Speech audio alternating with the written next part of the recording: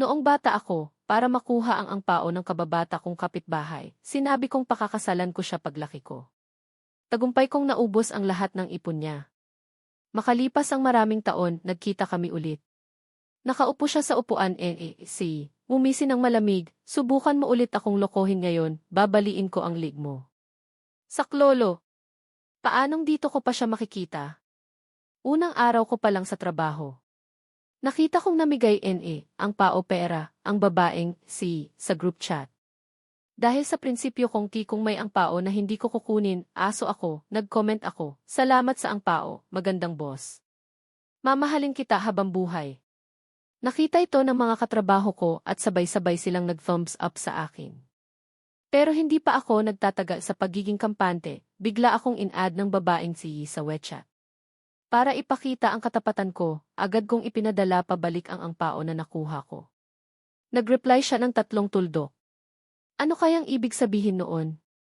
Nang makita kong hindi siya kumikibo, nagsalita na ako, boss, kung hindi naman pera ang habol mo sa pag-add sa akin, pwede bang ibalik mo na lang ang pera ko? Sumagot siya, hintayin mo ang 24 oras, kusayang babalik. Pero parang ang tagal naman. Baka kung ano pang interes ang mabuo, hindi na malinaw. Ibigay mo na lang sa akin ngayon. Hindi ako natinag ng boss, kaya binalik niya sa akin ang angpao. Kahit piso at sentaidos lang, pinaghirapan ko pa rin yun. Habang ninanamnam ko ang saya ng pagkakabalik ng pera, biglang pumasok ang manager sa opisina. Tapusin niyo na ang mga dokumento niyo, meeting na tayo ngayon din. Kinuha ko ang notebook ko at sumunod. Pero pagpasok ko sa conference room, natigilan ako. Akala ko kasi, ang babaeng boss ko ay isang matandang ale na kulot ang buhok na parang sa matronang nangungupahan, baywang na parang balde, at mga hita na parang sa elepante. Pero ang babaeng nasa harap ko ay matangkad, naka-high waist na pencil skirt, at may suot na silver na Valentino, mukhang elegante at passionate. Kahit malayo, naaamoy ko na ang pabango niyang tila nandyan lang pero wala. Ang ganda naman ng babaeng boss ko, pwede ko tong ipagyabang sa mga tropa habang buhay. Agad kong kinuha ang cellphone ko at pasimpleng kumuha ng litrato. Pero, ang tunog ng shutter, katsak, ay parang kulog sa opisina. Biglang tumahimik ang lahat na maririnig mo kahit ang paglaglag ng karayom. Guchen, anong ginagawa mo? Galit na sigaw ng team leader. Agad akong tumayo. Kasi sobrang ganda ni boss. Bagong graduate at unang trabaho, tapos ganito kagandang leader agad ang makikita ko. Siyempre, kukunan ko ng litrato para ipagyabang sa mga tropa. Diretsahan kong sinabi ang totoo. Lahat ng katrabaho ko, walang masabi, nag-thumbs up. Siyempre, may mga nag-abot din ng pakikiramay sa akin. Inayos ng magandang boss ang ilang hibla ng buhok sa gilid ng tainga niya, ngumiti at sumulyap sa akin. Parang nakangiti siya. Pagkatapos ng meeting, pinatawag ako ng solo sa opisina ng Nakaupo ang magandang boss sa leader na upuan, tinitingnan ako. Gusto mong kumuha ng litrato? Walang ibang tao dito, sige lang, mahinahon niyang sabi. Pakiramdam ko, tapos na ako. Unang araw pa lang, mahuhuli ng leader, matatanggal agad. Boss, hindi ko po dapat ginawa iyon habang meeting. Pwede niyo po akong tanggalin, pero pwede po bang ibigay niyo muna ang sweldo ko para sa kalahating buwan? Narinig ko siyang tumikhim. Hindi kita tatanggalin. Sige na, kunan mo na ako ng litrato. Okay ba ang anggulong to?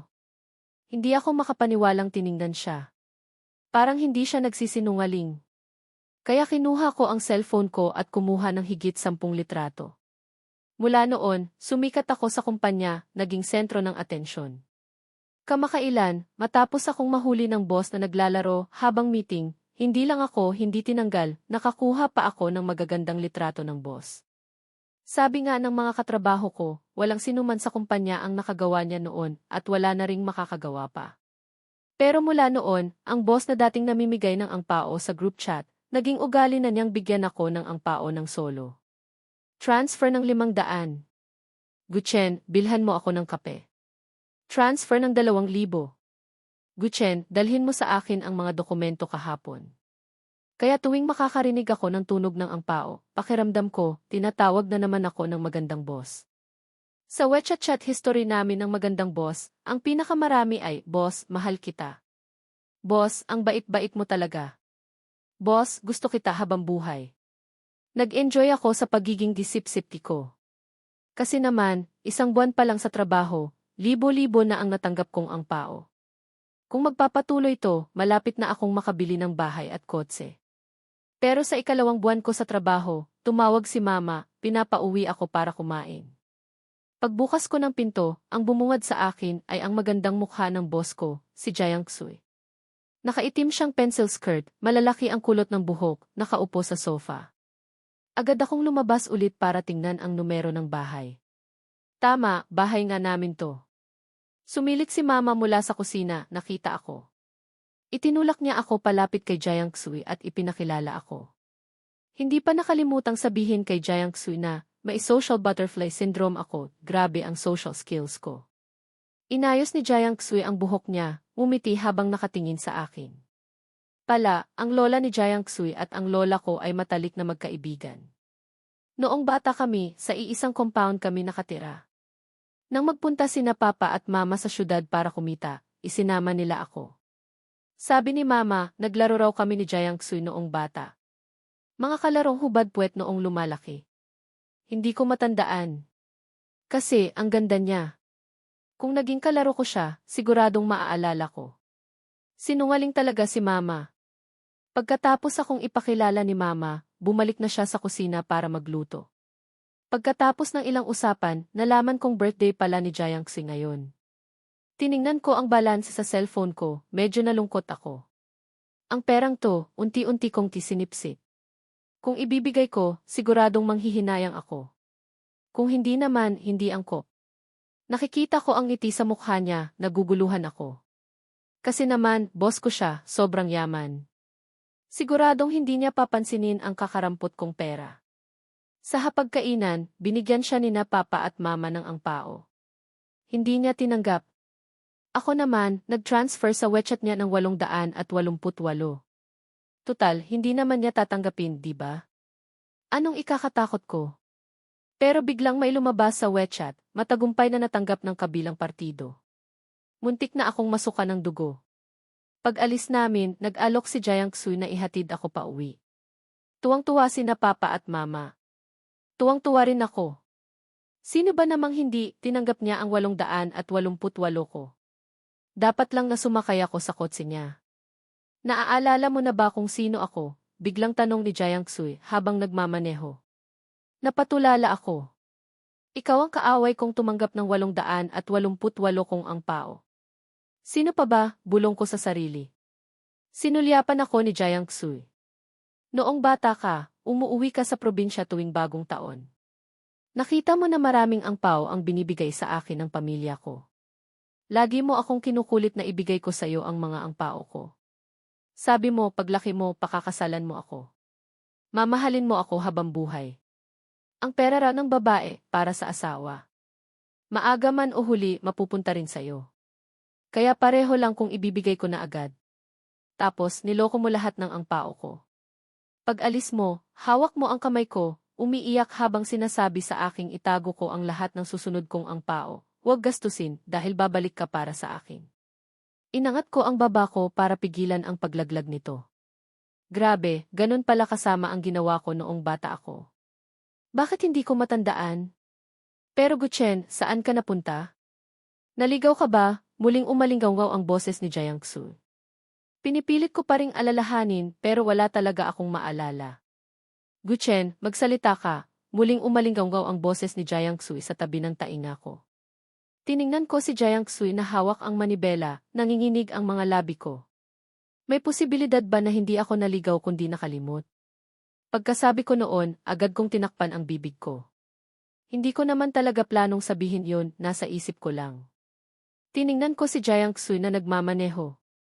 Ang itim ng mukha niya, nakakatakot. Pakiramdam ko, kung medyo impulsive pa siya, ibabangga niya ang kotse sa unahan. Sorry, mali ako. Hindi ko alam na ang walang malay kong ginawa noong bata ako ay nagdulot sa iyo ng ganito kalaking pinsala. Kung alam ko lang na paglaki ko, ikaw ang magiging boss ko, siguradong lahat ng angpao ko, iaalay ko sa iyo. Pek yun.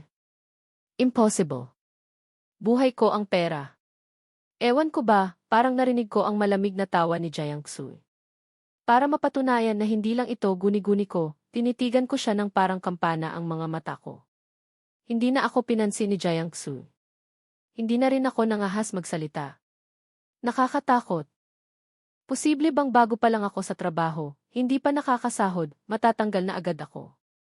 May ISTSEC, PhilHealth, pag-ibig ako, 8,000 ang sweldo, tapos weekend off pa, at pwede pang makatanggap ng angpao mula sa boss araw-araw. Saan ako makakahanap ng ganitong trabaho? Ordinaryong empleyado lang ako. Bakit ganito ang ginagawa sa akin ng langit? Tahimik akong inihatid ni Jiang Xu sa inuupahan kong apartment. Bilang pasasalamat, nagnegatibo 70 baw ako. Salamat boss sa paghatid sa akin pauwi. Mahal kita habang buhay. Napangisi si Jiang Xu. Lagi mo bang sinasabi yan? Nakakunot ang noo niya. Gusto ko nang umiyak. Sobrang dalas ko nang sabihin, naging bukang bibig ko na. Mula bata, matamis na ang dila ko. Kahit lola, kaya kong tawaging ate. Bigyan mo lang ako ng benepisyo, kaya kong purihin ang tao hanggang langit. Tuwing may okasyon at bumibisita sa mga kamag-anak, habang tumatanggap ng angpao, nagha-heart sign pa ako sa dibdib, habang sinasabing, salamat, mahal kita habang buhay ha. Sa sandaling ito, sobrang gulo ng isip ko. Magre-resign ba ako o hihintayin kong sipain ako ng boss? Tiningnan ko ng mabuti ang ekspresyon ni Jiang Xu.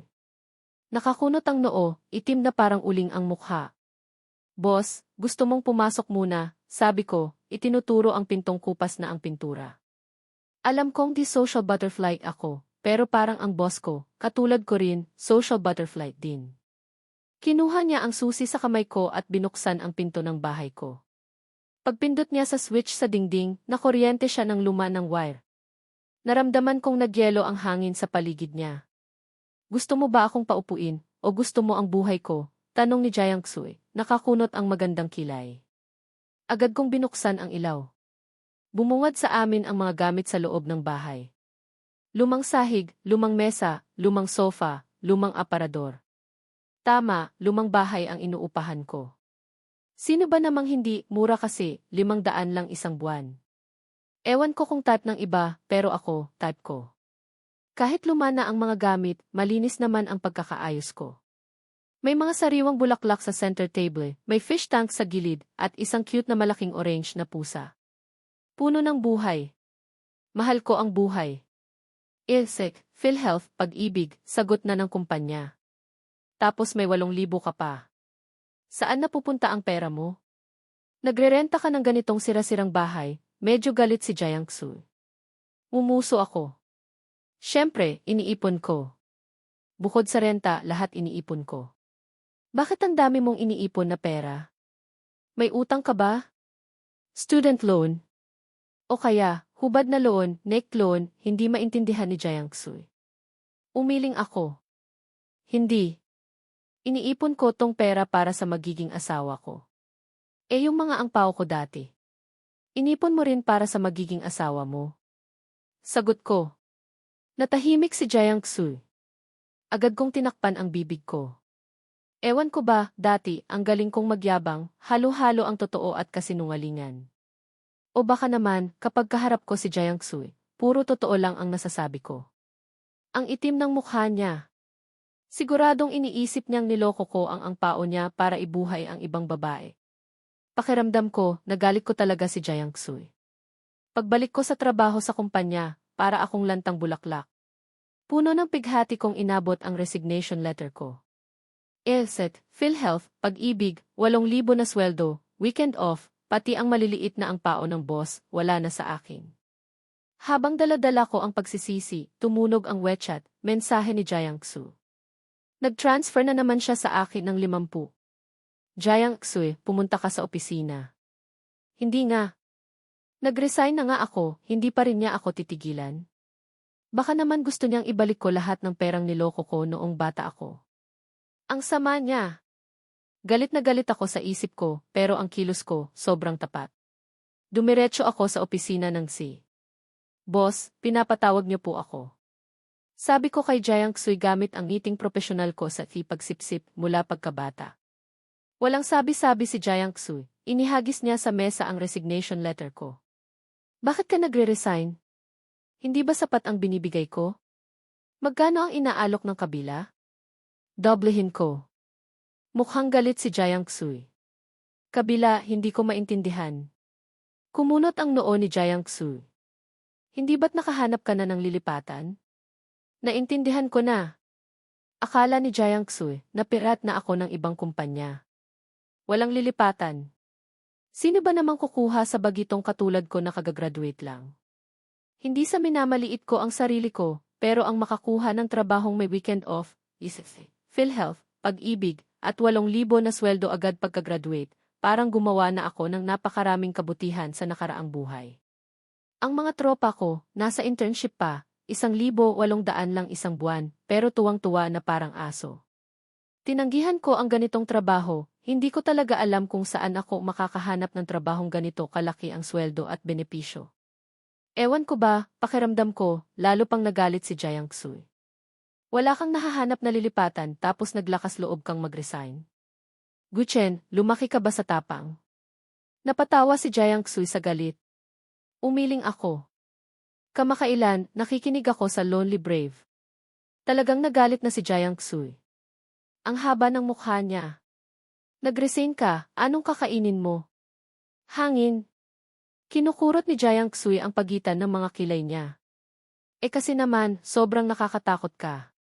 Binanggit mo pa yung tungkol sa panloloko ko sa ang pao mo.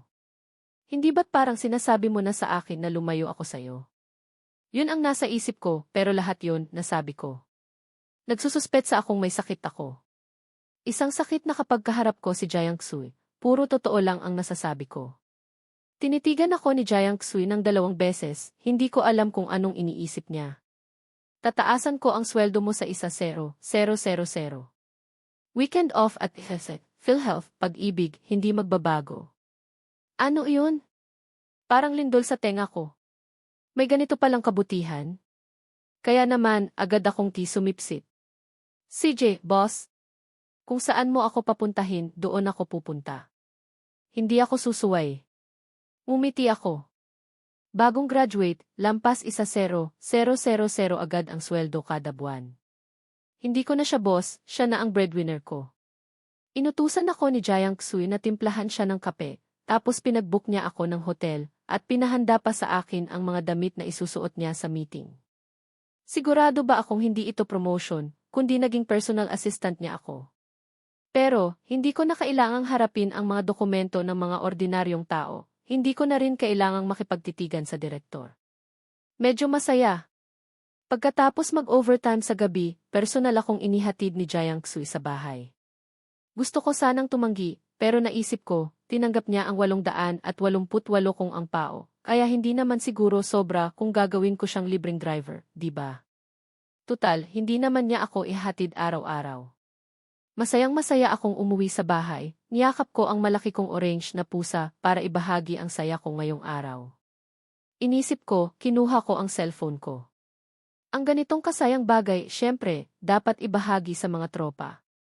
Pero paghugot ko pa lang ng cellphone, biglang nag-trip ang kuryente sa bahay. Lumang bahay kasi ang inuupahan ko, madalas mangyari ang pag-trip ng kuryente. Sanay na akong pumunta sa circuit breaker. Nasunog ang wire, may lumalabas pang spark. Agad akong kumuha ng fire extinguisher, 2 kikises ilang, naapula ko na ang apoy. Ang saya ko ngayong araw, nagtapos sa pag-trip ng kuryente. May kumatok sa pinto. Sumilip ako sa peephole, si Jiang Xui. Bakit? Binuksan ko ang pinto.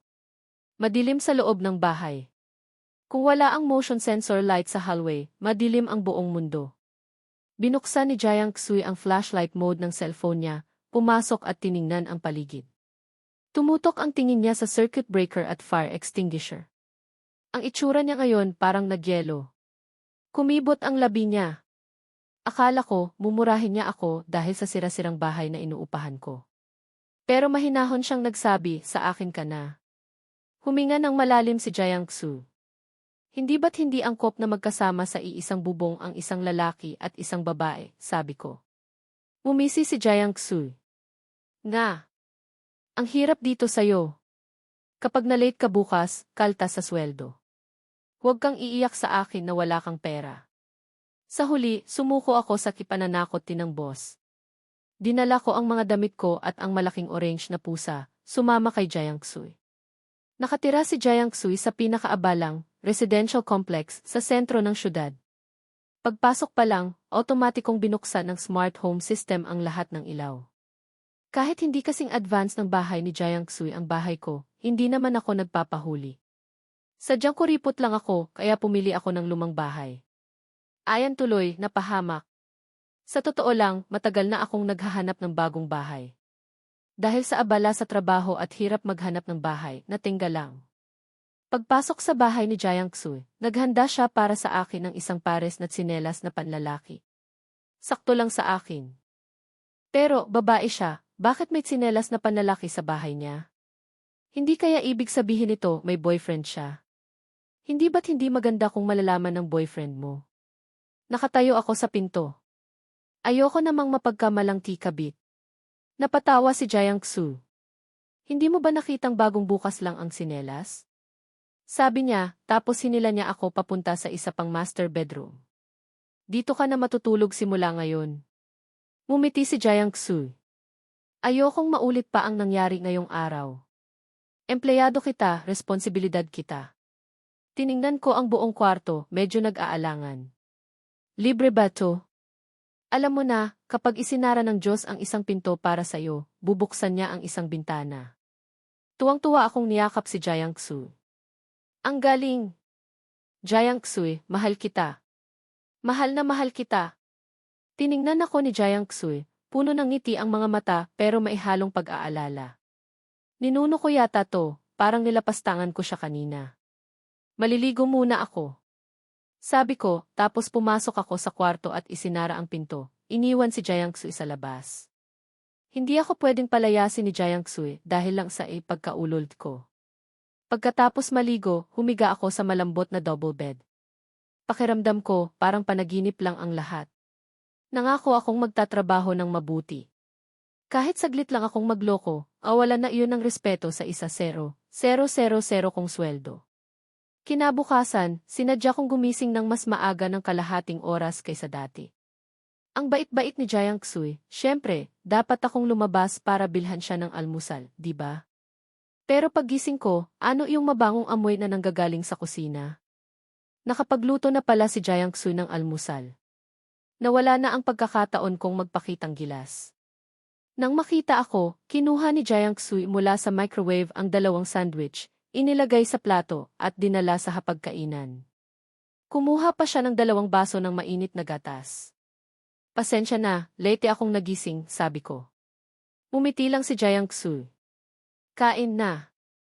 Pagkatapos kumain, pupunta tayo sa'yo para kunin lahat ng gamit mo. Utos ni Jiangxui. May kalahating buwan pa bago matapos ang renta ko. Tiningnan ako ni Jiangxui. Nililibre na nga kita sa renta. Iniisip mo pa iyang kalahating buwan mong renta. Para ka talagang kuripot na tuta. Ewan ko ba, pakiramdam ko, may konting paglalambing siya sa akin. Agad akong yumuko para kumain ng almusal. Siguradong guni-guni ko lang yun. Empleyado lang naman ako na niloko ang lahat ng angpao niya noong bata. Mabuti na lang at hindi niya ako pinatay para makaganti. Tumataas na ang sweldo, nagbago na rin ang posisyon. Ito na ang pinakamatingkad na sandali sa buong buhay ko. Ibinahagi ko sa mga tropa ang sayang ito. Nagbibigay pa rin si Jiangxui ng angpao sa akin, laging 50. Masaya ko itong tinatanggap. Mas lalo pa akong nagsipag sa trabaho. Inilipat ko lahat ng gamit ko sa bahay ni Jiangxui, inilagay sa kwarto ko. Sabi niya, lahat ng gamit sa bahay, pwede kong gamitin, huwag akong mahihiya. Tumango ako. Gagamitin ko, pero yung pwede kong gamitin, hindi ko pa rin magagawa ng basta-basta. Kahit gaano ka pa ka, social butterfly, hindi ka pwedeng maging ganun kaatat. Matapos kong mailipat lahat ng gamit sa bahay ni Jiangxui, nag-transfer ako kay Jiangxui ng 2,000. Hindi pwedeng mang-abuso sa kabaitan ng iba. Ang ganda-ganda ng bahay niya, tapos binigyan niya ako ng 1 kwarto para tirhan. Paano kung isang araw, mag-resign ako tapos magalit siya sa akin? Pagkatapos kong ipadala ang pera kay Jiangxui, masayang-masaya akong naligo. Pagbalik ko, nakita ko sa cellphone ko ang ilang missed calls. Agad akong lumabas ng kwarto. Nakatayo si Jiang Xui sa harap ng pinto ko. Jiang Xui, bakit? Tanong ko sa kanya. Ipinakita sa akin ni Jiang Xui ang transfer record. Bakit ka nag-transfer ng pera sa akin? Umiti ako ng malapad at ipinaliwanag sa kanya. Walang sabi-sabi niyang kinuha ang cellphone niya at ibinalik ang pera. Sabi ko libre. Huwag kang mahihiya sa akin. Pero paano kung isang araw mag-resign ako? Tanong ko. Paano kung mag-resign ako, tapos masama ang loob niya, hindi niya ako papasukin? Wala naman kaming kontrata sa renta. Itapon niya ang mga gamit ko, wala akong mapagsasabihan. Hinawakan ni Jiang Xui ang noo niya. Hindi kita tatanggalin. Basta huwag ka lang mag-resign ng basta-basta tulad ng dati. Ibig mong sabihin, hanggat gusto kong magtrabaho, pwede akong magtrabaho sa kumpanya mo habang buhay. Walang sabi-sabing tumango si Jiang Xui. Ngumiti ako, kinuha ang cellphone ko at binuksan ang voice recorder. Sige, mag-iwan ka ng ebidensya. Sabihin mo, ako, si Jiang Xui, pinapayagan si Gu Chen na magtrabaho sa kumpanya hanggang sa pagtanda niya. Napatigil si Jiang Xui, unti-unting namula ang gilid ng tainga niya. Kinuha niya ang cellphone ko at sinabi ang sinabi ko kanina, dinagdagan pa ng, pati ang bahay, pwede ring terhan ni Gu Chen.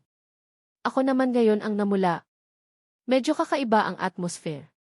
Agad kong kinuha pabalik ang cellphone ko. Okay na, may ebidensya na. Maliligo na ulit ako. Tumango si Jiang Xui, tiningnan akong isara ang pinto. Nakahiga sa kama, pinakinggan ko ng ilang beses ang recording. Ang ganda ng boses ni Jiang Xui, ang ganda rin ng nilalaman. Makalipas ang ilang araw, dumating si Mama. Nagdala siya ng maraming pasalubong. Nang makita ko si Mama sa bahay ni Jiang Xui, natulala ako. Ma, pakinggan mo ang paliwanag ko. Nakikitira lang ako ngayon sa bahay ni Jiang Xui. Wala kaming ginagawa. Nanginginig ang buong katawan ko. Kahit social butterfly ako, lumaki ako sa isang tradisyonal na pamilya. Tradisyonal din ang mga magulang ko. Hinding-hindi nila papayagan na gumawa ako ng kalokohan. Natatakot akong tawagan ni Mama si Papa para baliin ang mga binti ko. Pinandilatan ako ni Mama, parang sinasabing nag-o-overthink lang ako. Matagal lang sinabi sa akin ni Jiang Xui. Gusto kanyang ilipat dito. Nakakatakot yang inuupahan mong sira-sirang bahay. Ako lang ang tinatakot mo, muntik mo pang matakot si Jiang Xui. Hindi ka ba natatakot na isang araw, masunugan ka sa kalagitnaan ng gabi at mamatay? Walang awang pinuna ako ni Mama. Kung medyo marupok lang ako, nagpakamatay na ako. Pero social butterfly ako, di ba? May fire extinguisher ako, hindi ako mamamatay. Parehong natahimik si Jiang Xui at si Mama. Pinili ni Mama na kausapin lang si Jiang Xui buong panahon na para bang si Jiang Xui ang tunay niyang anak. Pag alis ni Mama, hinila ko siya. Huwag mong sabihing may kapatid ako sa ibang ama. May sakit ka ba? Huwag kang humarang sa daan ko. Umalis si Mama, hindi man lang lumingon. Ang sama ng babae. Mula nang sabay na kaming pumapasok at umuuwi ni Jiang Xui, at iisang kotse pa ang sinasakyan namin papunta sa trabaho, dumami na ang mga tsismis sa kumpanya. Karamihan ay tungkol sa pagiging tikepmant ko, o di pala kang gustong kumain ng karne ng sisni. Ewan ko kung kaninong bibig ng galing. Nang malaman ko, puno na ng tsismis tungkol sa amin ni Jiang Xui ang production area sa baba. Isang araw, pumunta ako sa opisina ng mga empleyado para kumuha ng dokumento. Kahit ang bago kong katrabaho, kasama ng iba na pinag-uusapan ang tungkol dito. Malungkot akong bumalik dala ang mga dokumento. Tinanong ako ni Jiang Xui kung anong problema, hindi ako nagsalita. Pag-uwi namin ng hapon, hindi ko siya hinintay. Umuwi akong mag-isa. Tumawag siya, hindi ko sinagot. Nag-reply ako sa mensahe niya. Sinabi ko sa kanya na off-duty na ako, kung may problema, bukas na lang sa trabaho. Pagkatapos noon, wala na akong natanggap na mensahe mula kay Jiang Xui. Kinabukasan, sinadya ko ring iwasan siya. Ganoon din sa mga sumunod na araw. Maliban sa mga kinakailangang pagkikita, tahimik lang ako na parang manok. Malamang nalaman na ni Jiang Xui ang dahilan ng pag-iwas ko. Inutusan niya ang sekretarya na pumunta sa opisina sa baba at magsabi ng ang mga mapanirang puri ay tatanggalin. Hindi ito naging epektibo. Ang mga dapat sabihin, sinasabi pa rin, medyo humina lang ang boses. Pagkatapos kong magdala ng kape kay Jiang Xui, lumabas ako. Pinigilan ako ni Jiang Xui. Iniiwasan mo ba ako? Hindi na ako nagpaligoy-ligoy pa. Natatakot akong maapektuhan ang reputasyon mo, boss. Tumayo si Jiang Xui at lumapit sa akin. Anong reputasyon ko? Binilang ko sa mga daliri ko. Malamig na babaeng si Diyosa na may malamig na ugali, ate na may elegant aura. Hindi ko akalaing ganyan pala ang tawag niyo sa akin sa likod ko. Ganyan din ba ang tawag mo sa akin? Tumango ako. Siyempre. Sa akin, may isa pa akong tawag sa iyo, Diyos ng kayamanan. Mumiti ng bahagya si Jiang Xui.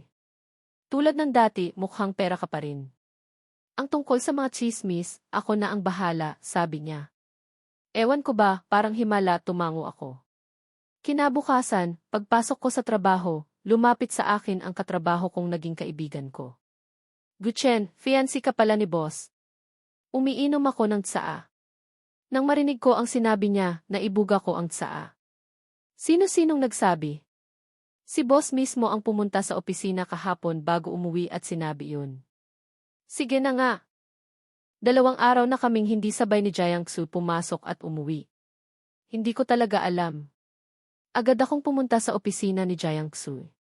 Nang makita ko si Jiang Xui, medyo nahiya ako. Jiang Xui, salamat sa lahat ng ginawa mo para sa akin. Pero, hindi ba't parang isinakripisyo mo rin ang reputasyon mo? Inayos ni Jiang Xui ang buhok niya, tinitingnan ako. Maging mabait ka na lang sa akin simula ngayon. Basta tayong dalawa lang ang nakakaalam ng totoo, okay na iyon. Magkaibigan ang mga magulang natin, matalik na magkaibigan pa ang mga lola natin. Sa ganitong kalapit na relasyon, paano naman kitang hindi tutulungan? Tama ba? Sobrang na-touch ako sa sinabi ni Jiang Xui. Ang pinaka nakaka-touch, sa wakas, pwede na kaming sabay pumasok at umuwi. Ang hirap at nakakainis sumakay ng bus. Kailangan ko pang gumising ng 1 oras ng mas maaga. Ang kabaitan ni Jiang Xui sa akin, lagi kong itatatak sa puso ko, hinding-hindi ko makakalimutan. Sinadya kong bumili ng cookbook. Tuwing weekend, hinihila ko si Jiang Xui papunta sa palengke para pumili. Ngayon, ako ang magluluto. Tiningnan ako ni Jiang Xui nang may pag-iisip. Umikot kami sa palengke, bumili ng maraming gulay. Pagbabayad, mabilis kong inilabas ang payment code ko para sa tindera. Ngayon, 300 ang babayaran. Plak! Kahit hindi ito ang unang beses kong magluto, hindi talaga ako marunong magluto. Agad na tumakbo si Jiang Xui sa kusina. Nakita niya ang takip ng kaldero na nakahandu sa isasahig. Itinulak niya ako palabas ng kusina at bumuntong hininga. Pinaupo niya ako ng maayos sa sofa. Gusto kong magtago sa ilalim ng lupa. Dapat magluluto pero naging sunog sa kusina. Nakaluto na si Jiang Xui ng pagkain. Para maibsan ang kahihiyan kanina, todo papuri ako. Jiang Xui, ang galing mong magluto. Ang swerte ng magiging asawa mo. Masaya ako para sa magiging asawa mo. Ngumiti siya habang pinapakinggan ang mga papuri ko. Habang papuri ako ng papuri, nahiya na ako. Tumahimik na ako. Ang paghugas ng plato, syempre, sa akin na iyon. Kung hindi, hindi ko na talaga alam kung paano haharap kay Jiang Xui. Ang pusa ko, kakaiba ang kilos kamakailan. Laging gimiyaw ng imiyaw tapos kinakalmot ang pinto. Ang ihi kung saan-saan. Pag-uwi namin ni Jiang Xui galing trabaho, nakita naming inihian ng pusa ang kama niya. Sorry, aayusin ko na to. Agad akong nagpalit ng bedsheet at punda ni Jiang Xui. Ang kumot, hindi na magagamit, itatapon na lang. Pero ngayong gabi, walang matutulugan si Jiang Xui. Gusto mo, sa akin ka na lang matulog ngayong gabi. Disenteng tao ako, huwag kang mag-alala, sabi ko kay Jiang Xui. Tahimik lang si Jiang Xui, hindi nagsalita. Kinuha niya ang malaki kong orange na pusa. Basta huwag mo siyang papatayin, bahala ka na sa kanya. Itinuro ni Jiang Xui ang ibabang bahagi ni Jindao, pangalan ng pusa. Inhit ang pusa mo. Tiningnan ko, agad kong tinakpan ang mga mata ni Jiang Xui. Unang beses kong mag-alaga ng pusa. Hindi niya ito pinansin, kinuha niya mula sa kamay ko ang malaking orange na pusa, at ikinulong sa hawla. Nagpatugtog pa siya ng relax na music para dito. Bumuntong hininga ako. Pasensya na. Unang beses kong maging tatay, hindi pa sanay.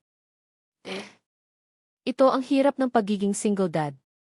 Kailangan mo na siyang ihanap ng nanay na katulad ko, sabi ni Jiang Xui. Biglang kumabog ang puso ko. Inhit ang pusa ko. Ibig sabihin, kailangan na siyang ipares? Para maibsan ang kahihiyan ko, nagtanong ako ng nakangiti. Narinig kong kumabog din ang puso ni Jiang Xui. Pinandilatan niya ako, hindi ako pinansin. Sabi ni Jiang Xui, sa sofa na lang siya matutulog ngayong gabi. Pero sobrang ingay ni Jin daw, naririnig ko pa rin sa loob ng kwarto. Gusto ko nang bugbugin si Jin daw ngayon din. Sa kalagitnaan ng gabi, pumasok pa rin si Jiang Xui sa kwarto ko. Ibinigay ko sa kanya ang kalahati ng kumot ko. Naglagay siya ng ilang damit sa gitna, bilang harang. Gusto mo, bukas, dalhin na natin si Jin daw para ipakapon, sabi ko. Hindi pwede kapag inhit. E di pagkatapos ng inhit period. Natahimik ng saglit si Jiang Xui, bumuntong hininga sa dilim ng gabi. Hindi mo ba pwedeng huwag na siyang ipakapon? May himig ng reklamo sa boses niya. Anak ko ba to o anak mo? Anak ko. Hindi sumagot si Jiang Xui. Siguradong nagalit siya. Sige na nga, hayaan mo na siyang maging anak mo pansamantala. Sa inhit period, ikaw ang nanay niya. Mahina siyang tumawa. Kinabukasan, paggising ko, nasa tabi ko si Jiang Xui. Mahigpit ko siyang yakap. Alam ko na, malibog talaga ako. Agad akong bumangon, nagkunwaring walang nangyari. Bumangon na rin si Jiang Xui. Dahil nakayakap ako sa kanya ngayong araw, hindi siya nakagising ng maaga. Kailangan naming lumabas para bumili ng almusal. Buong araw, iniisip ko ang malaki kong orange na pusa. Jiang Xui, sa tingin mo, mamamatay kaya si Jin daw sa sobrang pigil? Nanginig ang kamay ni Jiang Xui na may hawak na kape. Hindi naman siguro. Paano mo nalaman? Hindi ka naman pusa. Tiningnan ako ni Jiang Xui nang may pag-iisip. Lalaki ka, hindi mo ba alam? Tanghali, hinila ako ni Jiang Xui. Akala ko, bigla siyang may kontratang pipirmahan. Pala, pupunta kami sa bahay ng ate niya. Ang ate niya may 3 pusa. Isa doon, malaking orange din, babae. Ang manugang mo, si Tian Tian, mahiyain pero hindi nangangalmot. Huwag kang mag-alala sa pag-aalaga. Manugang, nagtatakang tanong ng ate ni Jiang Xui. Hindi ka pa ba napapasagot ni Jiang Xui? Ipinaliwanag ni Director Song, ate ni Jiang Xui, magka-opisina lang kami. Umiti siya, hindi na nagsalita pa. Agad naming iniuwi ni Jiang Xui ang bagong kasal. Si Jin daw, maliit na malibog. Nang makita si Tian Tian, dumikit agad. Jiang Xui, tingnan mo. Malapit na silang magsama, sigaw ko. Biglang namula ang pisngi ni Jiang Xui. Bigla siyang tumakbo papasok sa kwarto. Akala ko, may masama siyang nararamdaman, sinundan ko siya. Okay ka lang ba? Bakit ang pula ng pisngi mo? Tiningnan ako ni Jiang Xui, biglang iniabot ang kamay at niyakap ako. Sa labas, walang tigil ang ingay ng mga pusa. Walang tigil din ang tibok ng puso niya. Sa susunod, huwag ka nang manood ng 2 mag-asawang naglalambingan. Tumango ako, parang himala, nagtanong kay Jiang Xui, gusto mo ba ako? Hindi naman sa nagkaroon ako ng lakas ng loob na parang sa oso at leopardo, pero ang sinabi ng ate ni Jiang Xui kanina, buong araw na akong hindi mapakali. Tapos, yung tipo ako ng tao na hindi titigil hanggat hindi nalalaman ang katotohanan. Sino ba namang hindi, unang kita ko pa lang sa kanya, nahulog na ang loob ko. Social butterfly ako, di ba? May bibig ako at mas magaling akong magsalita kaysa sa iba. Kahit mabigo ang pagsubok, ano naman? Tiningnan ako ni Jiang Xui, napabuntong hininga ng walang magawa. Alam mo na, tinatanong mo pa? Hindi ka ba natatakot sa akin? Natatakot saan? Tanong ko. Tumayo si Jiang Xui sa dulo ng mga paa niya at hinalikan ako. Unang halik ko, muntik na akong mamatay sa kakapigil ng hininga. Malamang naramdaman ni Jiang Xui ang pagkaasiwa ko, binitiwan niya ako. Para akong taong nalunod na nakaahon sa pampang, humihinga ng malalim. Pero ang puso ko parang usa na tumatalon. Ganyan ka, hindi ka ba natatakot sa akin? Nauutal ako sa kaba. Narinig ni Jiang Xui ang tibok ng puso ko, napatawa siya. Hindi ako takot. Ikaw na ang bahala. Ang puso ko parang lalabas na sa dibdib ko. Siyempre, sa harap ng kagandahan, hindi ko mapipigilan ang sarili ko. Ang ideyang gusto kong isunggaban si Jiang Xui, mula pa noong una ko siyang makita, nandyan na. Hindi ko lang akalaing maglalakas loob talaga ako. Kinabukasan ng umaga, nakaupo kami sa hapagkainan, nagtititigan. Sasabihin ko kay mama mo na ako ang unang gumalaw. Pasensya na. Gusto ko sanang bumalik sa kagabi at sampalin ang sarili ko. Naglakas loob talaga akong isunggaban ang Diyos ko ng kayamanan. Nagkaroon ako ng lakas ng loob na parang sa oso at leopardo. Kailan tayo magpapakasal? At kailan mo gustong itakda ang petsa ng kasal? Puno ng pag-asa na tanong ni Jiang Xui sa akin. Ha? Ganun kabilis? Talaga bang mapapangasawa ko ang maganda kong boss? Hindi ko talaga maisip. At saka, ang bilis naman ng pagpapakasal. Namutla si Jiang Xui. Hindi ba maganda ang teknike ko? Hindi ka ba nasiyahan? Pwede akong matuto. Unang beses, hindi pa masyadong marunong. Sa susunod, gagalingan ko pa. Parang nakuryente ang puso ko. Dang! Dang! Ito ba yung pwedeng pakinggan ng hindi nagbabayad? Sakto, narinig ko na naman ang boses ni Jin Dao at Tian. Kahit umaga, hindi sila nagpipigil. Yumuko kami ni Jiang Xui para kumain. Ang nasa isip ko, puro ang nangyari kagabi. Ang relasyong ito bilang empleyado, sa wakas, nagbago na. Walang bulaklak, walang red wine. Sa gitna ng ingay ng mga pusa ni Jin Dao at Tian, naging kami na. Pinilit ako ni Jiang Xui na dalhin siya para makilala ang mga magulang ko. Kahit nagkita na sila dati. Tuwang-tuwa si Mama, nagluto ng isang lamisang puno ng masasarap na pagkain. Inilabas din ni Papa ang matagal na niyang itinatagong alak. Sa hapagkainan, sinabi ni Papa kay Jiang Xui na manatili. Sabi rin ni Mama, wag na siyang umalis ngayon. Mamaya, aayusin na nila ang guest room sa bahay. Kaya kami ni Papa, isang baso, walang tigil sa pag-inom. Inom muna kayo dyan, aayusin ko lang ang guest room. Tumayo si Mama. Ma, huwag ka nang mag-abala. Pwede namang sa akin na matulog si Jiang Xui, sabi ko. Pagkasabi ko noon, nagsisi ako. Natigilan si Mama. Biglang tumayo si Papa. Nagbubuhos pa si Jiang Xui ng alak para kay Papa. Nagkatinginan si Mama at si Papa. Hindi ko alam kung anong napagkasunduan nilang dalawa. Nakita ko lang na kumuha si Papa ng malaking mangkok, nagbuhos ng isang buong mangkok ng alak, at iniabot sa akin. May patakaran kami sa pamilya. Bago ikasal, hindi pwedeng abusuhin ang babae. Wala si Tito Jaya ngayon, kaya ako ang iinom kasama mo para sa kanya, sabi ni Papa. Pagkatapos, napakaamo niyang tiningnan si Jiang Xui. Anak, huwag kang mag-alala. Kapag pinakasalan mo ang anak ko, para ka na naming tunay na anak. Tiningnan ko ang punong-punong basong iniabot sa akin ni Papa. Paano niya magagawang abusuhin ang isang tapat na tao? Hindi na inayos ni Mama ang guest room. Kinurot niya ako sa baywang, sinisisi ako sa sobrang bilis ng pag-usad namin ni Jiang Xui. Nalasing ko si Papa. Sa huli, ipinagkatiwala ni Mama si Papa na lasing kay Jiang Xui. Inalalayan ako ni Jiang Xui papunta sa kwarto ko. Pagkahanda na sana niyang tanggalin ang buttons ko para punasan ang katawan ko, umupo ako. Hindi ka lasing, tanong ni Jiang Xui. Umiling ako. Hindi lang ako nalasing na kasing grabe ni Papa. Tiningnan niya ako, napangiti ng palihim. Ang tradisyonal pala talaga ng pamilya niyo, ano? Gusto rin akong dalhin ni Jiang Xui para makilala ang mga magulang niya. Sabi niya, ang papa niya ay retiradong sundalo, ang mama naman niya ay guro, bagong retirado rin.